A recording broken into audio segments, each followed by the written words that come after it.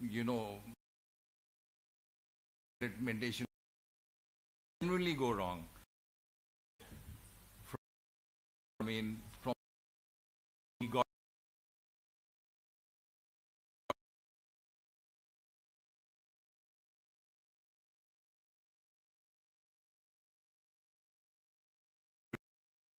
to shell entities, companies, and other happened simultaneously as he tend to divert own companies and enrich him in the beginning. It was AG companies. I'll start with the. I mean, I'm what I'm. There's a. We were breaking this story at 12 o'clock as we have started today, but what we wanted to do was withhold the name of the group involved till 12 o'clock. But what happened was yesterday we had sent a detailed questionnaire to the ADAG group on the 19th of this month. We received no reply to any of our detailed questionnaires. We sent repeated reminders, and it was maybe 80, 90 questions. I mean, I don't remember ballpark how many questions, but it was a very detailed questionnaire. Yesterday was the final reminder we sent in the morning, updated it, our questionnaire.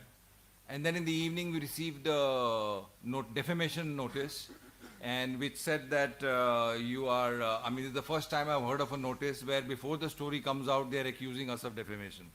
And a lot of media started carrying this news, and I was perplexed. I mean, nothing has happened. How have we defamed them?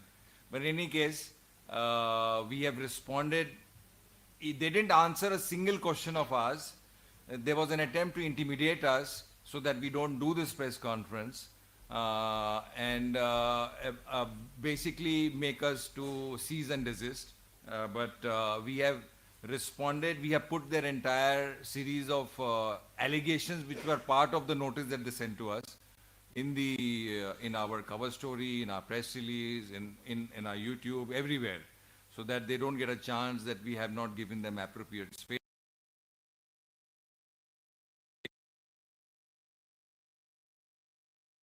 And a detailed sort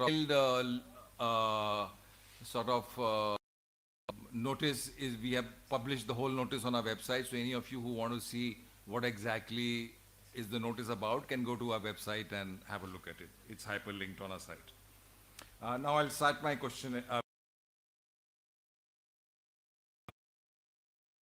So this is basically we discovered 28,000 crore worth of diversion, and also 1.5 billion dollars of money that had come in from offshore accounts, etc., in a very, very dodgy way.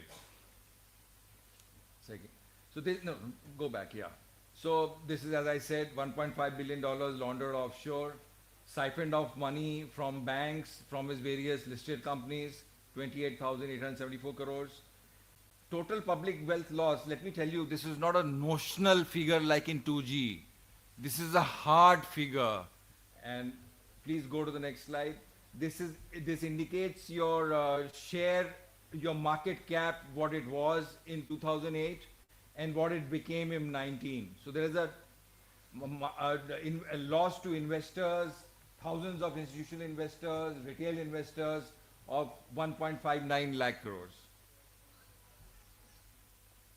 Of the total creditor claims, that is loans and etc., which they raised across their companies, just to give you a context, was 1.78 lakh crores, out of which in NCLT and other places across the table, total claims settled was a mere 15,515 crores. So if you look at it, total admitted claim debt, total settle is just this, total loss to stakeholders in terms of loss is 1,62,976 crore. So basically he caused a wealth loss in India of 3,38,212 crore. This is a total public wealth loss in terms of loans taken from banks, in terms of market loss of market cap.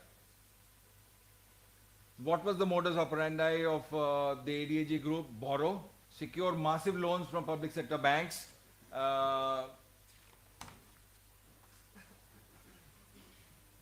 through a deceptively simple four-step pattern: borrow, secure massive loans using the group's credibility, which was very high at that point of time, siphon off these funds by granting sham loans to a complex web of shell companies with no real business. Then step 3, route the money from these shell companies back to the promoter entities. And step 4, write off the loans and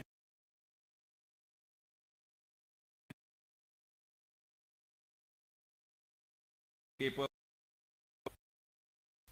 ਕੋਕਾ ਤੇਰਾ ਕੁਝ ਕੁਝ ਕਹਿੰਦਾ ਨੀ ਕੋਕਾ ਤੇਰਾ ਕੁਝ ਕੁਝ ਕਹਿੰਦਾ ਲਹਿੰਗਾ ਤੇਰਾ ਲੁੱਟ ਪੁੱਟ ਲੈਂਦਾ ਨੀ ਲਹਿੰਗਾ ਤੇਰਾ ਲੁੱਟ ਪੁੱਟ ਲੈਂਦਾ ਮਹਿੰਦੀ ਜਾਨ ਕੱਢ ਲੈਂਦੀ ਤੂੰ ਬਣ ਬਣ ਪੈ To reach promoter controlled companies, these liabilities were then written off through a creative accounting and related party reclassifications.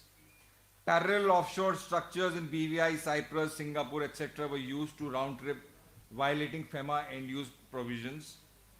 We found quid pro quo financing like an 800 crore tranche from Yes Bank with audit trail systematically buried. Of course, we'll tell you about 2009. It was reported that Anil Ambani brought Tina Ambani a personal luxury yacht.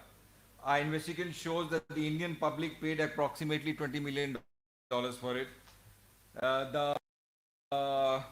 This was done through elaborate corporate structure, which we will get into.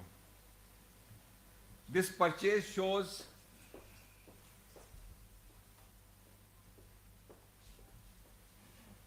slide 10 here. Initial setup. The purchase shows funds meant for business being diverted from personal luxuries.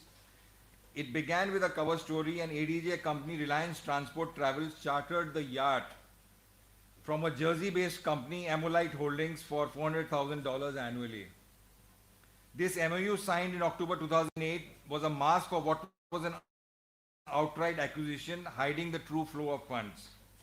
Next slide.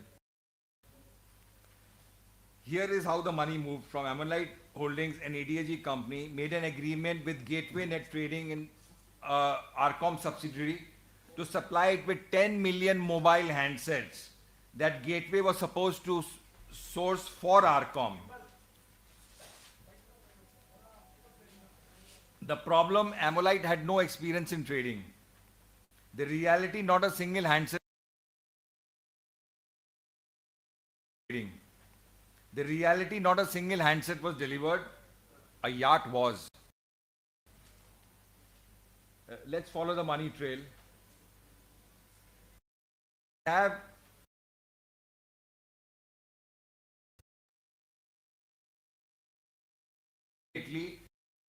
approximately 8.53 million. The payment was made by Gateway Net Trading, the Arcom. So funds flowed from to Singapore and Ferretti in Italy, creating a to obscure. We have media interviews from then Tina Ambani